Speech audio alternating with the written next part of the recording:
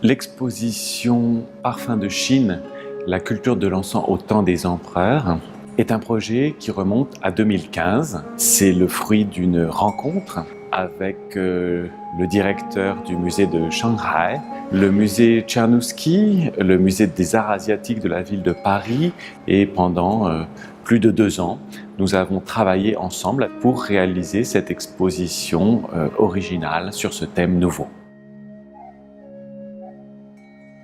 Et cela nous a amené à sélectionner des objets, aussi bien des objets en bronze, en céramique, des peintures, des calligraphies, des pièces émaillées, des pièces en lac, donc quelque chose déjà d'extrêmement complet, d'extrêmement riche.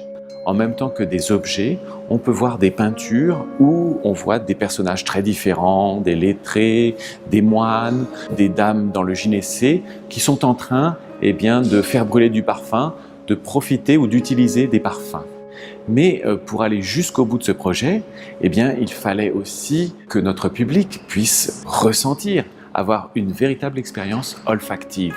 Frédéric Aubringer a sélectionné 4 parfums anciens de chaque époque.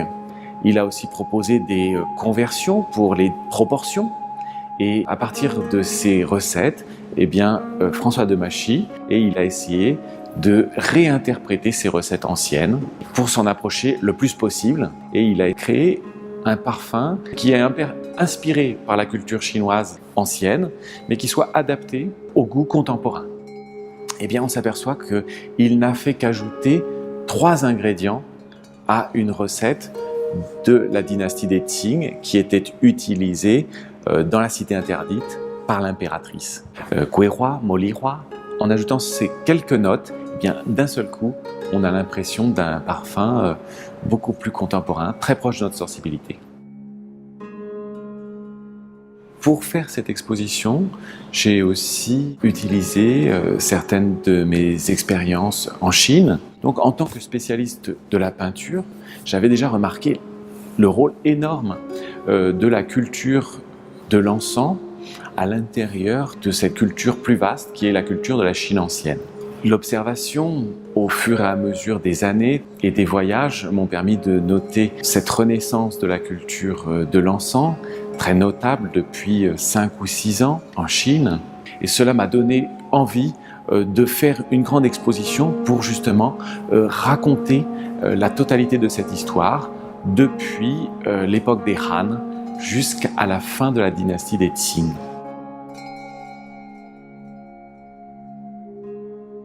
Le musée est l'un des plus anciens musées de la ville de Paris.